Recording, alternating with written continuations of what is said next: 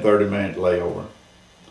Well, Scott and Doug decided they wanted some coffee, so we went and hunted up a coffee shop. We sat down, and this is the first time that Doug and Scott had spent very much time around one another. They knew one another and met occasionally, but never really sat down and talked. And so they was having a time. Got to talking, and I told them, I said, you know, we might ought to go check on that flight. We got time.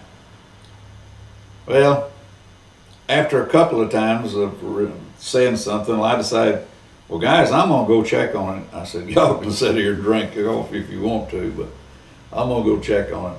Okay, we'll go with you. Well, we got back down there, and we'd missed it by 15 minutes.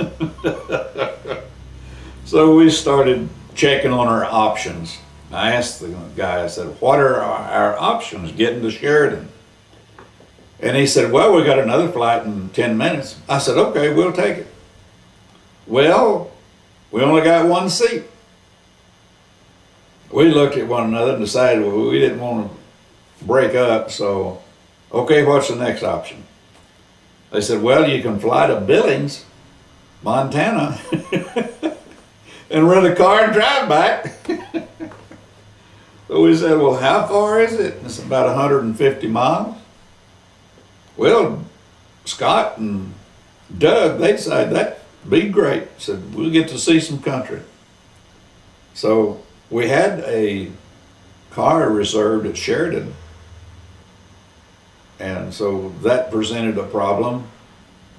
We got to Billings and went to the car rental counter and told them our sad story. And this lady, she just thought it was just so funny. She said, well, says, I think we can fix you up. Says, it's going to cost you. Scott, he was carrying the money. Rod was paying for his and I's trip. And Scott said, well, we figured that, so how much? Said, well, it'll be $50 extra. He said, okay. And because we couldn't pick up the reserve car, and we were going to have to drive one to Sheridan, and then that's what it would cost them to get it transferred back, was $50. Anyway, it was a mess. We said, okay, we don't have a car right now, but we've got one being washed and cleaned up, and when it's through, you can have it. Okay, we went over in the waiting area and sat down. Oh, 5 or 10 minutes, she come a fast walking over there, grinning real big, and said, you know what? Said, a car just come in and says it's bigger than what y'all had coming to you. Says, my boss said let y'all have it. Okay, we decided that was okay, and said it's ready to go right now. And so we started gathering up our bags and to go over to the counter, and she went on back to the counter. And by the time from the time we got our bags picked up and got over to the counter, which was 50, 75 feet, they had found out that Sheridan needed another car. So they knocked off our $50 they was going to charge us if we would drive that car to Sheridan. So we come out pretty good in the long run. We got a 3-hour driving trip through Montana and Wyoming, stopped and went, toured the Buffalo Bill, General Custer's battleground, and went on to Sheridan and got there in time for the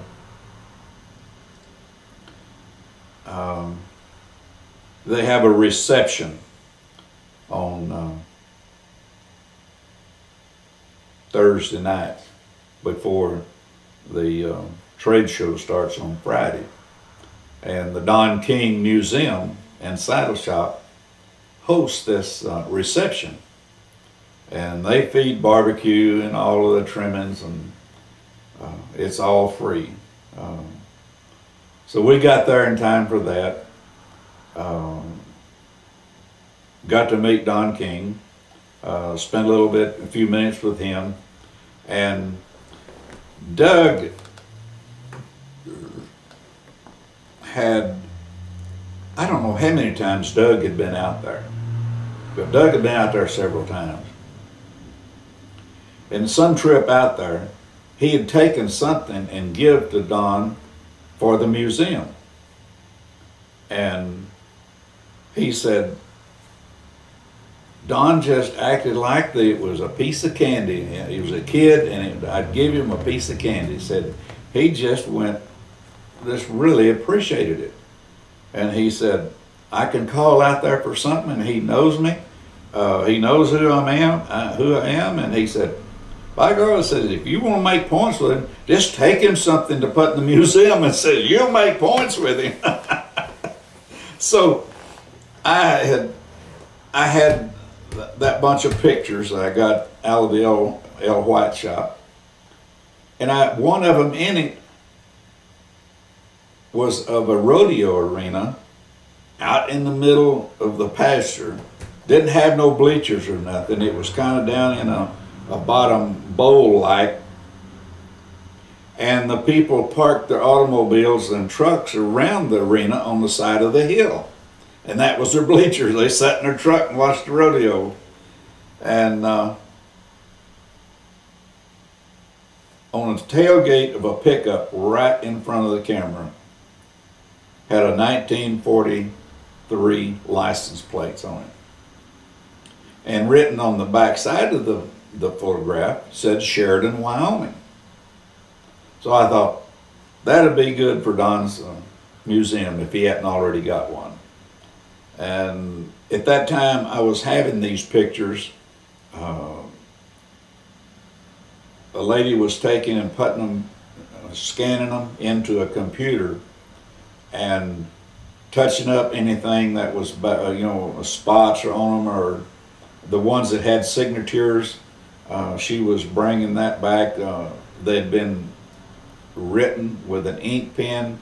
The ink had disappeared, but the impression was still there, and she could follow that impression and bring back the signatures on them. So I was having some did that away, and I had this rodeo picture fixed up, and so I took him one.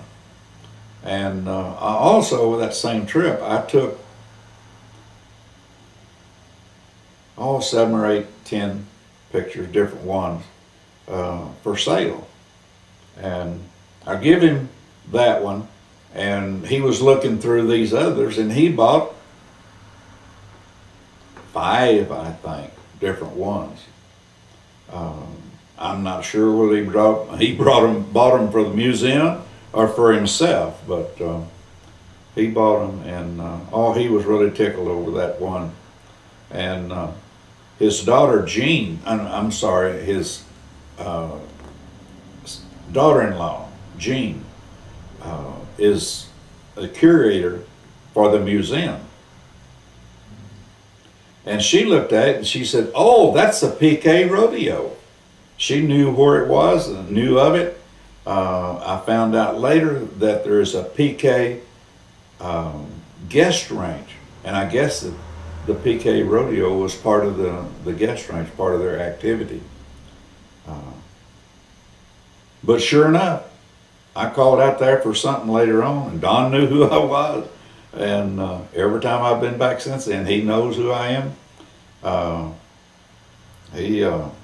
We went in later. We went in the reception one evening, and he was standing there, and he grabbed us and took us downstairs, and he said, "If y'all saw where we make our ropes?" And we told him no, and he said, "Let me show you." So we went downstairs of the saddle shop, and he took us all through the rope making process and told us how it was operated and everything. So Don's a neat guy. I found out through talking to him that he had been in the L. White shop right after I bought it.